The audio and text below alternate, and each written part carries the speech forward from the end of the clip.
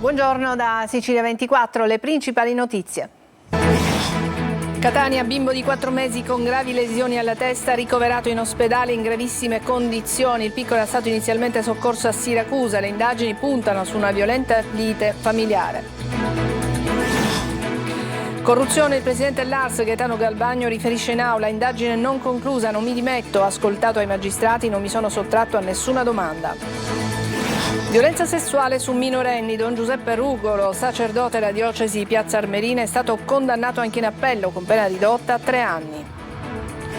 Scandalo referti in ritardo, all'ASP di Trapani sale a 19 il numero dei sanitari indagati, sono medici, infermieri e personale tecnico ospedaliero. Caldo e afa, preallerta della protezione civile per rischio incendi, bolino rosso a Palermo, donna cardiopatica si accascia e muore, il malore dovuto alle alte temperature. Calciomercato, a Palermo in arriva Augello ed Elia, il DS Carlo Osti pronto ad ufficializzare i primi nomi in entrata. Serie C, il Catania lavora allo sfoltimento della rosa, Castellini ceduto in prestito al Mantova, 6º acquisto del Trapani, domani a Siracusa parlerà il presidente.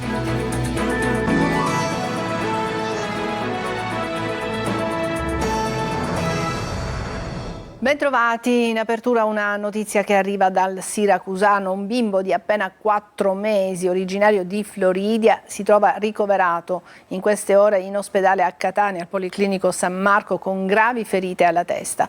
Le indagini si concentrano sulla famiglia del piccolo, pare ci sia stata un lite, ma i dettagli nel servizio di Tonino De Mano. Una probabile lite in famiglia sarebbe alla base del grave ferimento di un bimbo di appena 4 mesi trasportato in codice rosso al San Marco di Catania, dove è giunto con gravi lesioni alla testa. L'episodio, come riporta il quotidiano La Sicilia, è avvenuto in un'abitazione di Floridia, nel Siracusano, dove il piccolo si trovava in compagnia di alcuni parenti. Sulla vicenda indagano i carabinieri della tenenza di Floridia, coordinati dalla procura di Siracusa, che stanno cercando di ricostruire le dinamiche che hanno portato al grave ferimento del bambino. Non si esclude che il piccolo sia caduto durante una colluttazione oppure sia stato colpito in testa durante la presunta lite.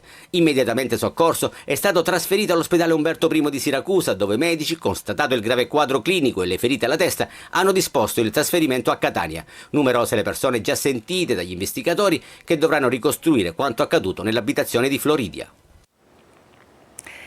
Gaetano Galvagno resta al suo posto di presidente dell'Assemblea regionale siciliana. Lo ha comunicato all'ARS nel corso di una seduta straordinaria convocata proprio sull'indagine per corruzione che ha toccato il presidente del Parlamento siciliano e alcuni suoi più stretti collaboratori. Manlio Viola. Mai ho messo il mio ruolo a disposizione di interessi personali, anteponendo sempre l'interesse collettivo. Il presidente dell'ARS Gaetano Galvagno si difende davanti al Parlamento siciliano, lo fa con convinzione, pur lasciando trasparire un tono affannato, emozionato, provato. Ma le parole che pronuncia l'esponente di Fratelli d'Italia sono di profondo rispetto nei confronti delle istituzioni, tutte le istituzioni. Non ci sono dimissioni all'orizzonte, anche perché ad oggi non c'è alcuna imputazione. Andrò serenamente avanti e senza esitazioni nella difesa tecnica della mia posizione. Se non ho sentito l'esigenza di parlare prima davanti al Parlamento è per rispetto alla magistratura che sta ancora indagando e non volevo prendere la scena per difendermi pubblicamente utilizzando il Parlamento come platea, dice ancora Galvagno. Ma il Presidente non si limita a comunicare ufficialmente quel che è già noto e per spegnere una tensione crescente ha persino deciso di anticipare la sua presenza. Ho sentito più l'esigenza di non sottrarmi all'Aula rispetto a qualsiasi altro genere di appuntamento. Sono molto soddisfatto e contento che i deputati, non solo di maggioranza, ma anche di opposizione, abbiano gradito questa mia apertura nel fare un vero e proprio dibattito, perché la mia poteva essere semplicemente una comunicazione. Ma se in aula i capigruppo della maggioranza fanno quadrato e anche Cateno De Luca lo invita ad andare avanti, se i toni dell'opposizione sono pacati, c'è chi sopra le righe urla e attacca. C'è una questione morale che i siciliani ci chiedono nel rispetto del ruolo che espletiamo. In questo momento credo che siamo arrivati al capolinea di questa legislatura. Con grande coraggio forse dovremmo andare tutti a casa. E ad aula chiusa anche il presidente della Commissione regionale antimafia, Antonello Cracolisci, parla di un contesto di degrado verso il quale dobbiamo alzare il livello di responsabilità e rigore. Intanto, mentre in aula si avvia a conclusione il dibattito, Marcella Cannariato, uno degli imprenditori indagata con Galvagno, si dimette dal consiglio di indirizzo del Teatro Massimo di Palermo con dimissioni subito stato accolte dal sindaco Roberto Lagalla, mentre il presidente della regione Renato Schifani indica subito in sostituzione l'ex magistrato Anna Maria Palma. Confermata la condanna per violenza sessuale su minori a carico dell'ex sacerdote Giuseppe Rugolo, in realtà lo è ancora sacerdote, è stato però avviato l'iter per ridurlo allo stato laicale. La Corte d'Appello riduce la pena ma ribadisce la colpevolezza, è stata decisiva la testimonianza del giovane archeologo Antonio Messina. Gerry Italia. Visto l'articolo 605 CPP, in parziale riforma della sentenza emessa dal Tribunale di Enna in composizione collegiale in data 5/3/24 appellata da Rugolo Giuseppe, ritenuta l'attenuante della minore gravità per tutte le condotte contestate ai capi 1 e 2 della Repubblica, per cui è intervenuta condanna, ridetermina la pena infinita all'imputato in anni 3 di reclusione. Una Camera di Consiglio lunga 3 ore, poi la sentenza, 3 anni di carcere per Giuseppe Rugolo, sacerdote della diocesi di Piazza Armerina, accusato di violenza sessuale su minori. Lo ha deciso la prima sezione penale della Corte d'Appello, confermando in sostanza la sentenza di primo grado, ma riducendo a 3 anni la pena da 4 anni e 6 mesi, grazie al riconoscimento della tenuità del fatto per 2 delle vittime. Vestito con una camicia azzurra e un abito blu, Rugolo ha atteso il verdetto in aula, occhi chiusi e mani giunte, come in preghiera. Di fronte a lui ancora una volta Antonio Messina, l'archeologo che ha fatto partire l'inchiesta con la sua denuncia. Accanto a lui le associazioni Rete l'Abuso e contro tutte le violenze che si sono costituite parte civile. La Corte, presieduta da Roberta Serio, ha escluso ogni responsabilità civile della diocesi di Piazza Armerina, mentre i legali del sacerdote hanno attaccato duramente la sentenza di primo grado, parlando di un processo mediatico. Ho sempre voluto solo giustizia, dice Messina, e oggi la condanna è stata confermata. Gli abusi sono stati riconosciuti, ma serve più tutela. Uno degli avvocati del prete condannato è anche nella commissione per la tutela dei minori a Ferrara. È una contraddizione enorme.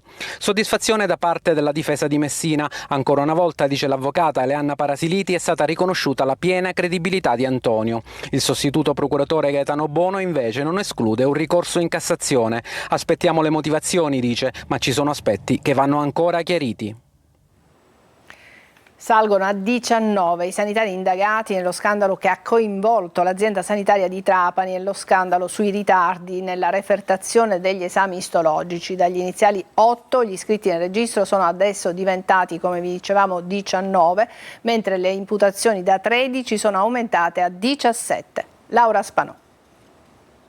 Sale a 19 il numero dei sanitari finiti nell'inchiesta per lo scandalo sui gravissimi ritardi nella refertazione degli esami istologici all'ASP di Trapani. Sono tutti medici, infermieri e personale tecnico ospedaliero. Sono 17 invece le imputazioni. Si attende ora l'incidente probatorio. La conferma dell'esistenza di un'indagine della Procura di Trapani oggi trova ulteriore riscontro nella determinazione di un nuovo atto giudiziario che sancisce l'aumento del numero degli indagati e delle ipotesi di reato e quindi anche la circoscritta richiesta di attività da svolgere dinanzi al GIP attraverso perizia e acquisizione di testimonianze già nella fase preliminare alla chiusura dell'indagine. A 8 giorni dalla prima richiesta di incidente probatorio, i magistrati titolari dell'indagine, i PM Sara Morri e Antonella Trainito, hanno sottoscritto una nuova analoga richiesta di incidente probatorio. Questo perché dopo la consegna di ulteriore informativa da parte dei carabinieri dei NAS di Palermo nel registro degli indagati sono state fatte nuove iscrizioni dopo le iniziali 8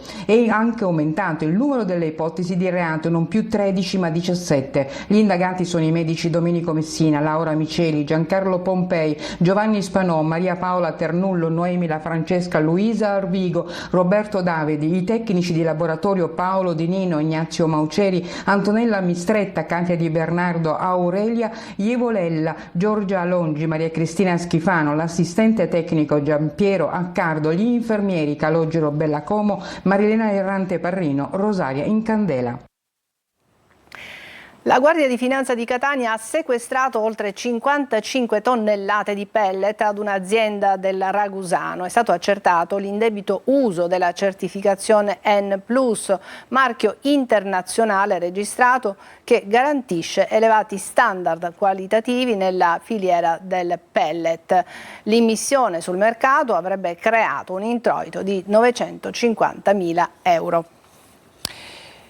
C'è una preallerta della Protezione Civile per il rischio incendi in Sicilia a causa delle alte temperature. Il bollino rosso a Palermo per le ondate di calore, mentre una donna cardiopatica è morta, si è accasciata a terra proprio per le alte temperature e per il caldo. Stop alle attività in alcuni settori produttivi durante le ore più calde della giornata. La Coldiretti chiede misure anticaldo per 500.000 di lavoratori impegnati nelle campagne. Orazio Longo.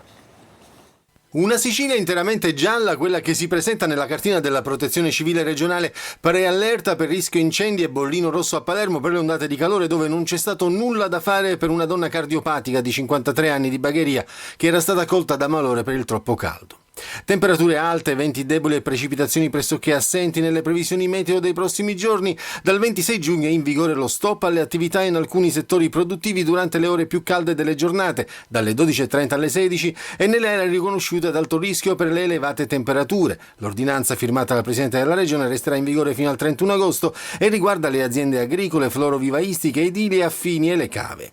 La Coldiretti chiede misure anticaldo per 500.000 di lavoratori impegnati nelle campagne, sottolineando che tra luglio e settembre arriva a maturazione la maggioranza della frutta e della verdura, oltre ai cereali, ed è quindi importante adottare strategie ad hoc come quella di mettere a disposizione dei lavoratori acqua a sufficienza e i dispositivi di protezione, i cappellini e gli indumenti adatti, per esempio, fino a posticipare il lavoro di raccolta nelle ore notturne. In questi giorni è possibile inoltrare, fare richiesta di assegno di inclusione. In Sicilia sono 416.000 i beneficiari. Marco Gullà. Pronti, via si riparte. I beneficiari che a giugno hanno ricevuto l'ultimo assegno di inclusione dopo i previsti 18 mesi di pagamento, da oggi potranno presentare una nuova domanda per il rinnovo del beneficio, che stavolta avrà una durata massima di 1 anno, come disposto dalla legge istitutiva della misura, e da questa mattina CAF e patronati presi d'assalto per la nuova richiesta. La domanda la può presentare chi ha un reddito basso, ovvero inferiore a 6.500 euro, moltiplicata per la corrispettiva scala di equivalenza, chi comunque all'interno del nucleo familiare deve avere necessariamente o un minorenne o un disabile o un ultrasessantenne, o comunque una persona che ha un disagio psicofisico. In Sicilia la platea che ha finora beneficiato dell'assegno è pari a 156.000 nuclei con circa 416.000 persone coinvolte e picchi di oltre 41.000 e 30.000 nuclei familiari a Palermo e Catania. Sono in tantissimi, vuol dire quindi che qui c'è mancanza nella nostra terra, c'è mancanza di lavoro, la gente sta male economicamente, quindi ha bisogno dei sussidi per poter andare avanti. Quello che noi chiediamo, soprattutto al governo, è come questa gente debba andare avanti, per esempio per il mese di luglio, perché la domanda viene rinnovata oggi ma andrà in porto dal 15 agosto in poi, quindi per il mese di agosto. Il mese di luglio invece sarà il mese di stop.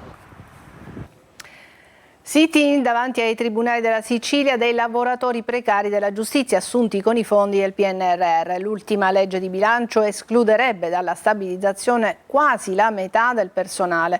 Per i sindacati sono a rischio i tempi della macchina della giustizia. Emanuela Corsi. Basta con i soldi alle armi, basta con i soldi all'industria militare. L'Italia deve tornare a uno Stato sociale e la giustizia è Stato sociale e servizio essenziale. 12.000 precari della giustizia assunti in Italia con i fondi del PNRR rischiano il posto di lavoro. L'ultima legge di bilancio prevede la stabilizzazione di circa 6.000 persone, escludendo la metà del personale. Per contestare queste decisioni del governo, CGIL, UIL e OSB hanno organizzato 2 giorni di sit-in davanti ai tribunali di tutto il paese. Assemblee sindacali anche in Sicilia, dove i precari sono 1.587.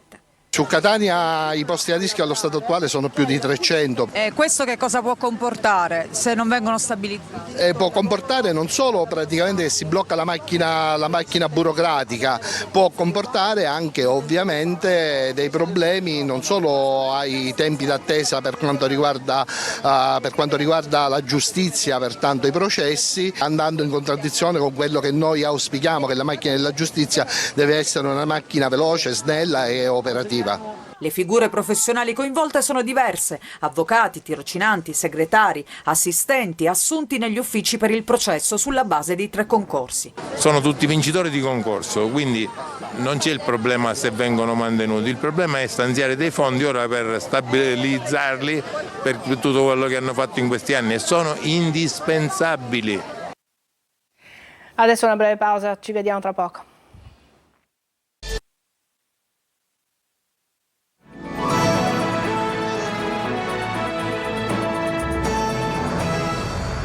Diverse le discariche a cielo aperto a Catania e diverse le segnalazioni che arrivano anche alla nostra redazione. Siamo stati in via Ungaretti, che è sempre più esposta a rischio incendi, e anche siamo stati a Fondo Romeo. Tonino De Mana.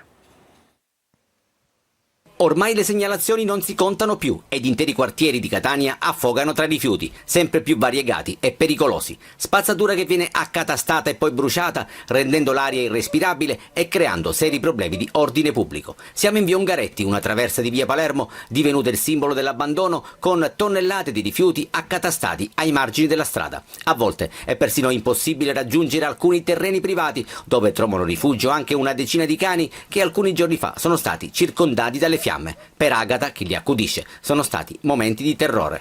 I cani sono in pericolo perché già glielo ho dato a fuoco la settimana scorsa, io non potevo nemmeno entrare e non potevo di conseguenza nemmeno uscire perché c'erano le fiamme alte. Sono in pericolo io, i miei cani, il vecchietto qua di fronte e le persone là sotto. E disperata Agata non sa più a chi rivolgersi. Noi siamo nel panico, non dormiamo, ogni 5 minuti ci affacciamo per vedere se c'è il fumo, se c'è il fuoco. Hanno dato già a fuoco e continueranno a dare a fuoco da qua a quando finirà l'estate. Io chiedo umilmente, risolvete questo problema. Stesso scenario e stessi pericoli a Fondo Romeo. Da queste parti neanche le telecamere sono riuscite a bloccare lo scempio. Erano state installate e presentate in pompa magna con l'intento di risolvere il problema dell'abbandono selvaggio dei rifiuti.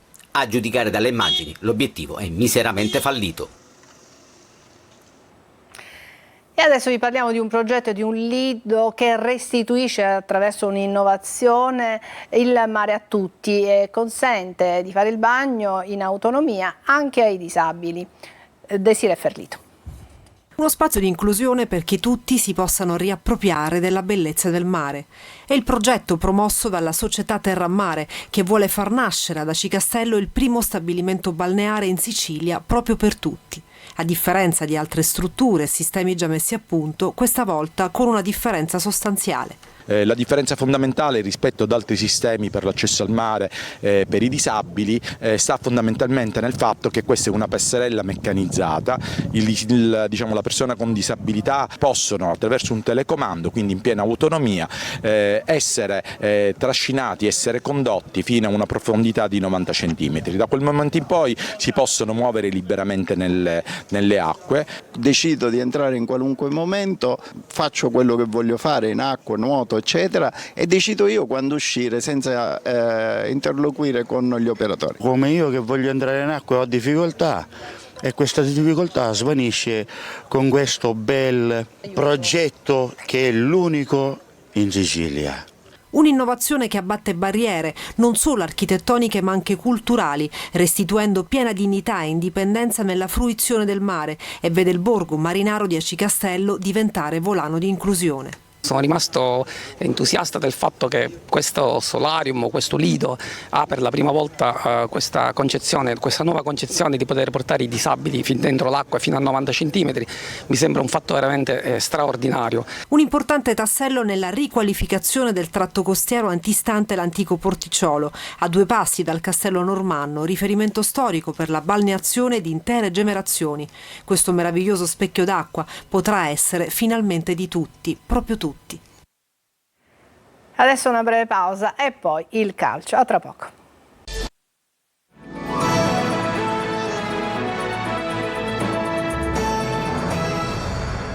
Parliamo di calciomercato, 2 giocatori sono in arrivo a Palermo, si tratta di Augello ed Elia, il DS Carlo Osti è pronto ad ufficializzare i primi nomi in entrata.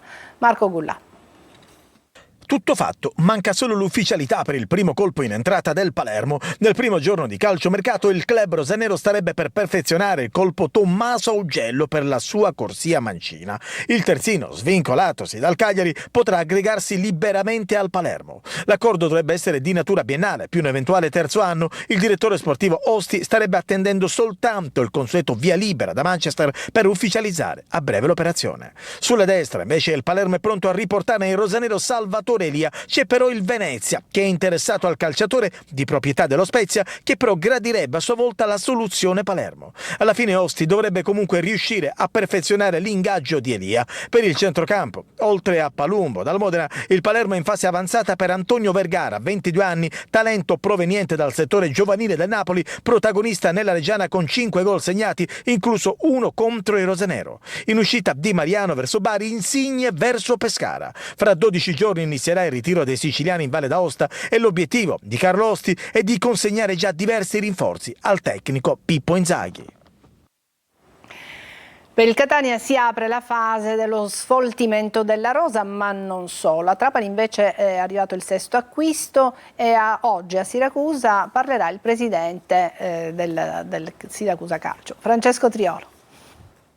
Sono 14 giocatori che da oggi tornano formalmente nella rosa del Catania. Scaduti ieri infatti i prestiti degli atleti che il club rossazzurro aveva girato ad altre formazioni che adesso dovranno trovare una sistemazione alternativa. È fatta per Castellini al Mantova. Andrà in prestito con obbligo di riscatto al verificarsi di determinate condizioni. Quindi bisognerà discutere ora delle posizioni degli altri, da Cicerelli ad Andrea, da Chiarella Bocic, Marsura, Costantino, Peralta Alteio, giusto per fare qualche nome. Da decifrare invece la vicenda che riguarda Cianci. La Ternana ha effettivamente riscaldato il calciatore, ma la situazione economica della società umbra è complicata. Il Catania, se non dovesse adempiere al pagamento della cifra stabilita, potrà solo rivalersi sul recupero del denaro. Discorso aperto invece per Roberto Inglese. Il suo contratto è scaduto ieri e la società adesso sta discutendo per il suo rinnovo. Si lavora anche in vista del ritiro di Norcia, con la programmazione delle amichevoli che dovrebbero essere 4 o 5. Sesto acquisto invece per il Trapani. Si tratta di Enrico Celeghin, 26 anni, ex Como Triestino e Giuliano. Per il presidente Antonini, che lo ha annunciato sui social, un investimento importante e ragazzo di spessore e talento. A Siracusa si attende invece la prima conferenza stampa stagionale del presidente Alessandro Ricci, che domani farà il punto sul nuovo direttore sportivo, con Antonello Laneri sempre in pole, e sulla programmazione del prossimo campionato. Ci fermiamo qui, è tutto per questa edizione di Sicilia 24, prossimo appuntamento alle 14. Grazie per averci seguito, buona giornata.